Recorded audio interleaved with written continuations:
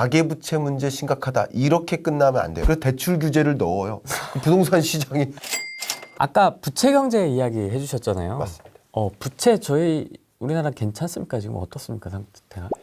우리나라를 부채 경제라고 표현한 책에다가 그렇게 표현한 이유는 일단 경제의 3대 주체가 뭘까요? 가계, 기업, 정부. 이 세 개가 경제의 3대 주체. 세 개가 같이 뭔가를 주고받는 행위. 이게 경제예요. 기업이 월급 주고, 가게가 소비를 하고. 노동력 주고 소비하고, 정부에서 일하고, 정부는 세금 받고, 세금 내고, 공공재, 도로 건설하고, 인프라 투자, 올바른 경제정책 지원하고, 소득 재분배 만들고. 이게 소위 경제예요. 이게 경제예요. 많은 주식 투자 하시는 분들이, 많은 부동산 투자 하시는 분들이 경제는 주식이다. 경제는 부동산이다.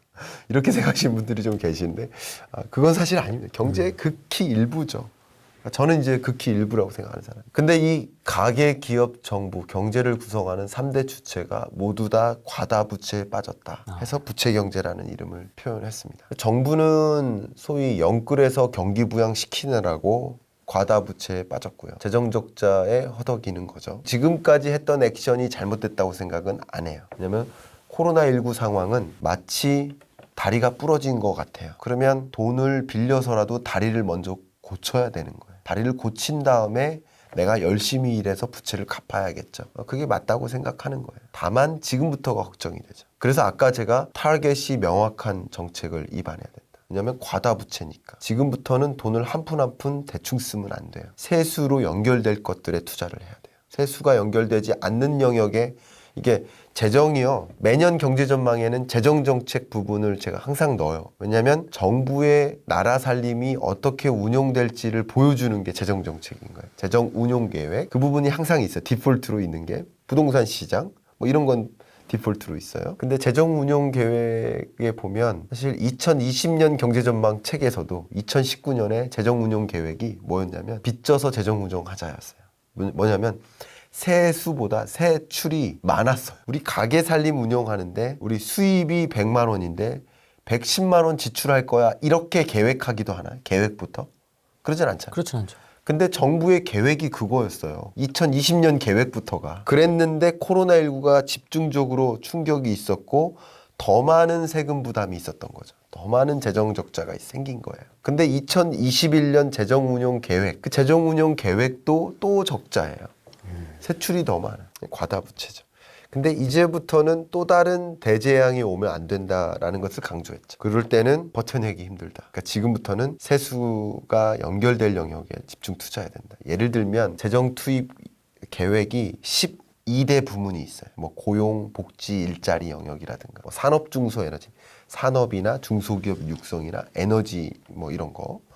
이렇게 여러 가지 영역들이 있는데 R&D 영역도 하나죠. 이런 여러 영역 중에서 보다 더 뭐 500조 원, 600조 원에 해당되는 그 예산을 어디에 더 많이 쓸 건가. 그래서 세수로 연결될 영역에 더 많이 집중적으로 투입해야 된다라는 얘기를 한 거. 그렇지 않으면 힘들다. 가계부채 이야기는요. 요약만 하자면 저소득 자영업자가 심각해요. 그러니까 1,700조 이상의 가계부채가 이렇게 증가하고 있는 추세인데 그런데 그중에서도 저소득 자영업자의 소위 영세 자영업자라고 볼 수 있겠죠. 이들의 가계부채 문제가 심각합니다. 특히 코로나19 이후에 더 심각해졌고요. 기업부채 문제는 대기업과 중소기업을 구분해서 봤을 때 가계부채 증가 속도나 부실채권 비율이나 연체율 뭐 이런 여러 가지 지표로 판단을 했는데 보니까 중소기업의 부채 문제가 심각해요. 그러니까 이런 부분에 대한 정책 지원도 필요하고 이런 상황에 유의하면서 의사결정할 필요도 있는 거죠. 다 심각하네요. 다 심각. 세 요소가 다. 예, 다 심각한데 그냥 가계부채 문제 심각하다 이렇게 끝나면 안 돼요. 왜냐하면 그러면 언론은 맨날 가계부채 문제 심각하다 1,700조 원 넘었다 그게 심각한 게 아니거든요. 요점이 그게 아니에요. 사실은 뭐냐면 1,700조 원이 심각한 게 아니에요. 100조 원이 심각한 거예요. 무슨 말이냐면 부자들이 부채 상환 능력이 있는 가게들이 소득 수준이 월등히 높은 수준의 사람들이 소위 고소득층이 이들이 지는 부채가 많이 늘어난 거다. 그러면 아무 문제가 아닐 수 있어요.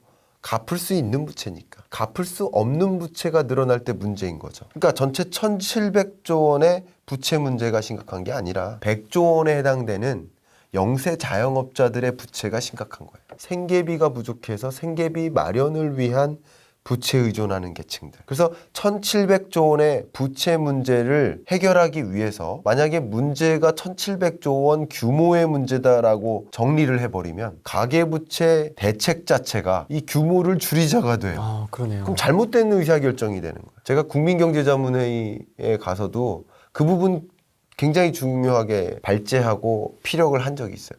규모의 문제가 아니다. 부채 규모를 줄이려 하지 마라. 뭐 안 늘어나는 거는 뭐 있냐 그러면. 그런데요 또? 그죠? 어. 안 늘어나는 건 또 뭐 있냐. 다 늘어나는데. 그러니까 그게 중요한 거 아니야. 자산 가치 늘어나고 우리 금융자산 규모 늘어나고 비금융자산 규모 늘어나는 거. 이건 왜 생각 못 해요? 이게 늘어나는데 부채 증가 속도보다 더 빠른데? 그게 문제가 아니라는 거죠. 못 갚는 부채가 문제인데 못 갚는 부채는 뭘까를 파악해야죠. 이걸 취약차주라고 합니다. 취약차주. 네.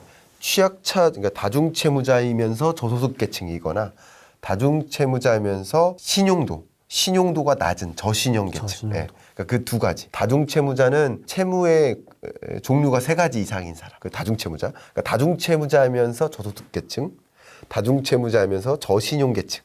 이들을 취약차주라고 하는데 취약차주가 지고 있는 부채의 규모가 5, 6%밖에 안 돼요. 그렇게 크진 않네요. 안 그 해요. 포션 자체가. 그리고 그 취약차주가 줄고 있어요. 취약차주가 짊어지고 있는 부채도 줄고 있고 취약차주 계층, 그러니까 전체 예를 들어서 차주, 그러니까 돈을 빌려 쓰고 있는 가계부채를 짊어쓰고 부채가 있으세요? 혹시? 네. 부채가 있는 사람도 있고 없는 사람도 있잖아요. 그러니까 부채가 있는 사람들의 수가 한 1,000만 명이라고 본다면 1,000만 가구라고 본다면 그중에 취약차주가 5, 6%밖에 안 되면 그러면 1,700조 원의 문제가 아니라 취약차주가 짊어지고 있는 부채 규모 예를 들어서 100조 원, 200조 원의 문제인 거죠. 그럼 이들의 부채 문제를 해소하는 것과 1,700조의 부채 규모를 줄이려는 의사결정은 전혀 다른 거죠. 어떻게 이들의 채무 상환 능력을 보존해 줄까에 초점을 둬야 된다는 거죠. 이 얘기는 언론에서 잘 못 들은 것 같습니다. 언론이 1,700조 막 심각하다 이런 얘기만. 소위 국민들을 제가 이렇게 기자분들도 계시지만 이제 기자분들도 많이 질문을 주세요. 근데 이런 부분이 문제다라고 얘기할 때도 있지만 그게 기사 카피로서 이게 바잉하지 않아요. 그렇죠. 1,700조 원 폭탄 그림 우리나라 쓰러져 이래야 납득이 가요. 그래야 후킹이 딱 되니까. 그게 문제입니까?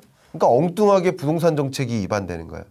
뭐냐면 가계부채 규모가 너무 많으니까 부채 규모를 줄여야 된다. 그래서 대출 규제를 넣어요. 부동산 시장이 그게 이게 맞냐고요. 그러니까 문제인식을 정확하게 해야 되는데 문제인식이 잘못되면 해결책도 잘못 나온다. 그러니까 1,700조 여러분 한 번도 부채 규모가 줄어든 적이 없어요. 없어요. 네. 그게 제가 2014년에 제 기억에는 제 기억이 아닐 수도 있습니다만 제 기억에는 2014년에 가계부채 보고서를 낸 적이 있어요. 아니면 2015년이에요. 그 가계부채 김광석 PDF 구글에 하면 그 보고서가 나올 거예요. 네. 가계부채 김광석 PDF 하면 네. 한 두세 개 나올 겁니다. 그때 제가 인생 처음으로 메이저 신문 1면에 나온 적이 있어요. 왜냐하면 그때 14년인가 15년인가 제가 기억을 못하면 죄송합니다만 그때 가계부채가 1,000조 원 돌파. 두둥. 1,000조 원 돌파 폭탄 그림. 우리나라 쓰러져. 그럼 1,000조 원 돌파하면 우리나라 쓰러지고 1,100조 원 돌파 왜 안 쓰러져요? 1,700조 원까지 왔어요. 매년 가계부채 규모는 늘어난다. 가계부채 규모만 늘어납니까? 자산 가치도 늘어나고 금융자산 규모도 문재인 욕하는 거 아닙니다. 절대 문재인 욕하는 거 아닙니다. 지금 이 얘기는 또 박근혜 시절부터예요. 절대 제가 맹세코자 정치 세계 기초에서 경제를 판단한 적은 단 한 번도 없습니다. 저는 맹세코자 말씀드립니다. 근데 오해를 하시더라고요. 왜냐하면 어떤 유튜브 채널에서 이야기를 하면 그 정책에 대해서 비판할 때도 있죠. 그렇죠. 그리고 그 정책에 대해서 칭찬할 때도 있죠. 네. 그러면 다양한 유튜브 채널이 10분짜리예요. 그럼 10분 동안은 그 정책에 대해서만 논해요. 그럼 그 정책에 대해서 비판할 때가 있겠죠. 또 어느 날은 그 정책에 대해서 칭찬할 때도 있겠죠. 동조할 때도 있고. 그러면 그 유튜브 채널에서 절 본 분은 이 사람 야당이야. 이 유튜브 채널에서 저 본 사람은 이 사람 여당이야. 아니 저는 그런 게 아니라 정치색 없이 저는 제 나름대로의 경제 판단. 제가 틀릴 수도 있겠지만, 그죠? 네. 제가 틀릴 수도 있지만 저는 경제만 바라보고 맞는 정책일까 틀린 정책일까를 저는 제 의견을 말씀드릴 건데 네. 보시는 분들은 그것만 보시니까 야당이네, 여당이네 뭐 이렇게 말. 그리고 저는 전혀 영상도 이렇게 다 보는 것도 아니고 잠깐 이렇게 워딩 나오는 거 몇 분 보고 딱 꺼버리고. 그리고 그런 걸 그냥 판단해서 악플 다시는 분들은 그냥 카피만 봐요. 작년에도 부동산 가격이 떨어질 거라고 전망했대요, 누가. 악플로. 네. 작년에도 그랬으면서 올해도 떨어진다고 전망하네? 이런 식으로. 저 그런 적이 없는데. 그러니까 약간 카피만 보고 몇 가지 단편적인 얘기만 보고 책을 안 보셨으면서 책을 비판하는 거예요. 제대로 보신 분은 비판 잘 안 하세요.